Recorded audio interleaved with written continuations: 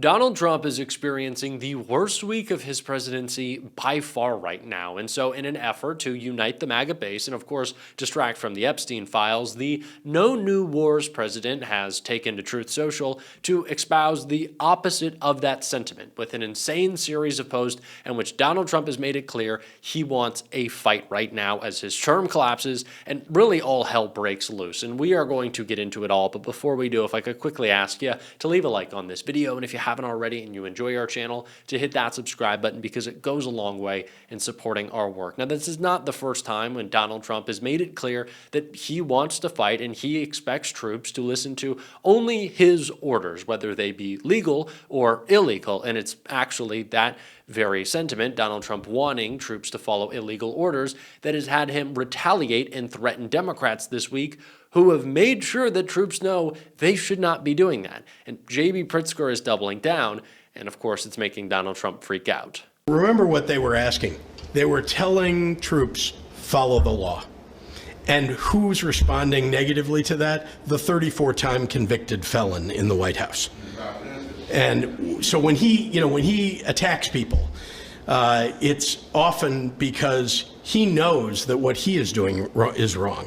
And so he wants to make it seem like someone who is saying something negative about him is the wrongdoer. He's the one. And he says these things because he wants to deflect from what he's often asked people to do in government, people who are serving the public to do, which is to do things that are illegal. We saw that time and time again, and frankly, you still see it in the city of Chicago with ICE and CBP.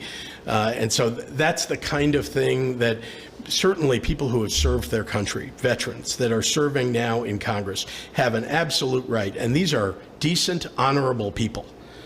They have an absolute right to stand up and say to everyone, follow the law. That's all they were saying to the troops of the United States. So Governor Pritzker, who has obviously been sparring with Donald Trump quite a bit, considering that he is, I guess, now moved on from saying that New York City is the hellhole of America, considering that he has fallen in love with Zohran Mamdani, as the rest of us have already as well. So I guess fall in line there, Donald. But Trump is talking about Pritzker constantly now. Of course, he needs some reason to try to validate the disgusting images of illegal ICE raids that we see every day. Really just the depraved action from the worst people in our country. People who are joining ICE are more often than not former Proud Boys, Oath Keepers. These are the people that Kristi Noem is actively seeking out. The basement-dwelling weirdos who want respect in the form of a $50,000 bonus to be a fascist. They see themselves as troops in Donald Trump's army because it's the only thing that'll bring purpose to their useless lives. These people are evil, they are sick, they are doing harm to our communities, and they should be prosecuted, and they should be held accountable. This is not a radical statement to say we should abolish ICE. We should obviously abolish ICE, and we need to fight them in every way possible right now, which is what J.B. Pritzker is saying, which is what led into Donald Trump's wartime post. We've seen it.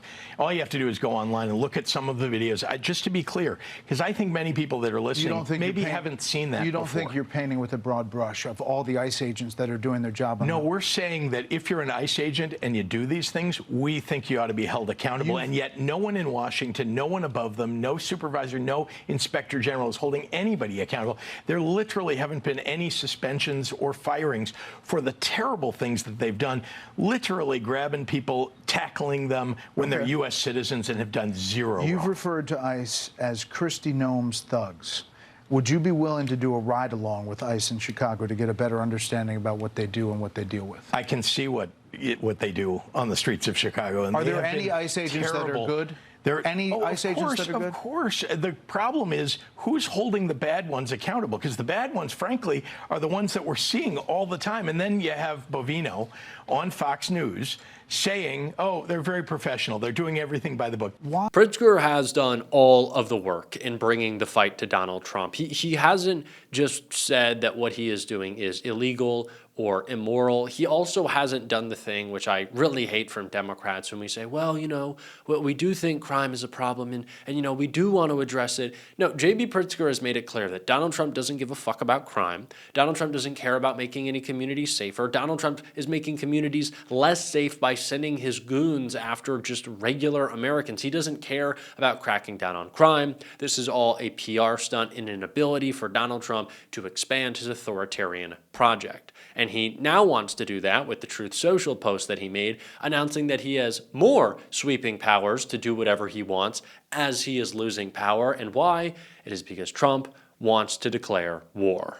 Donald Trump retweeted and reshared a post from Fan Trump Army that wrote, breaking in a stunning 5-4 ruling, the Supreme Court has just handed Donald Trump sweeping wartime powers under the 1798 Alien Enemies Act, allowing mass deportations of Trinidad gang members classified as an invasion force straight to El Salvador's mega prison. That came right after Donald Trump wrote massive crime and rioting in Chicago Loop area. Multiple police officers attacked and badly injured, 300 people rioting, 6 victims shot, 1 critical and 1 dead. In the meantime, Governor Pritzker and the low IQ mayor of Chicago are refusing federal government help for a situation that could be quickly remedied. The people are chanting, "Bring in Trump." And of course, we remember Donald Trump sharing an image of him directing the quote-unquote Department of War to drop napalm on Chicago.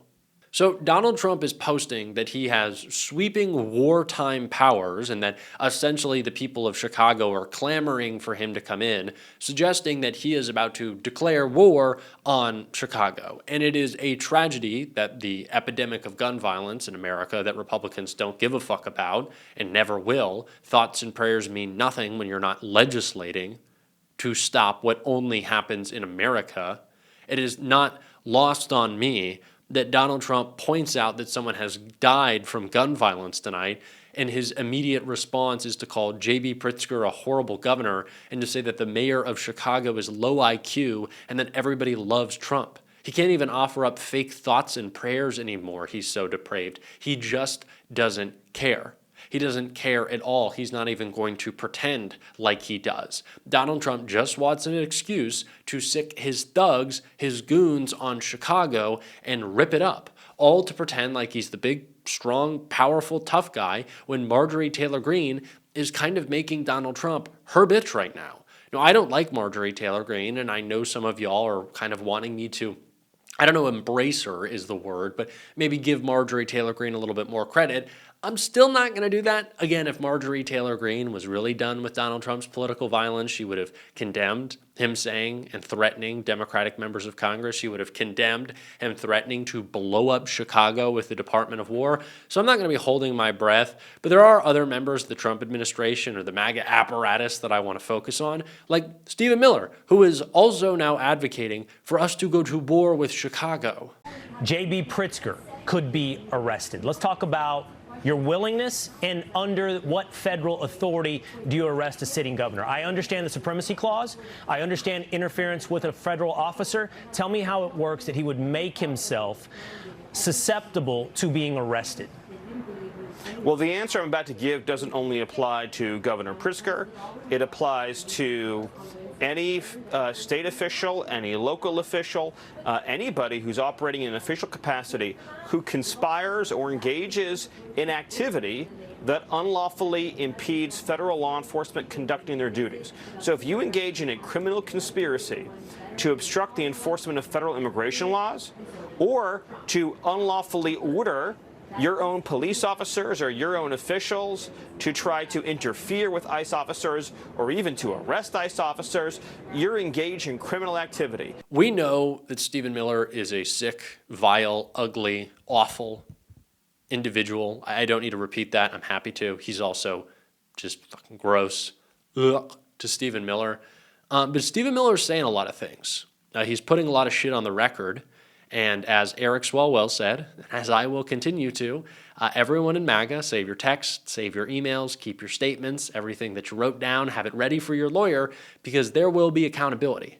There is going to be accountability for the Stephen Millers of the world. For Stephen Miller as an individual, not of the world, him directly. Him, exactly. We are keeping Alligator Alcatraz open for Stephen Miller. We're going to actually we're going to shut it down, and then we're going to reopen it just for Stephen. I guess his wife is going to be with Elon Musk, so we only need the one bed, and then however many beds that the Gators need to hang out with Stephen Miller. But it's not just me who believes that sentiment.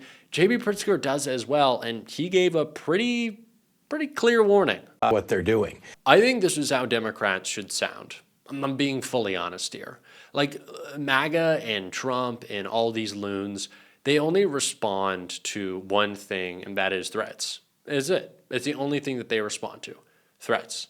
When they are intimidated, when they are told that we will come after them because they deserve it, because they have attacked our country, they've broken the law, they've tried to destroy communities. When we say expect not retribution, but a just retribution, a just campaign of retribution, they understand that. That clocks to them.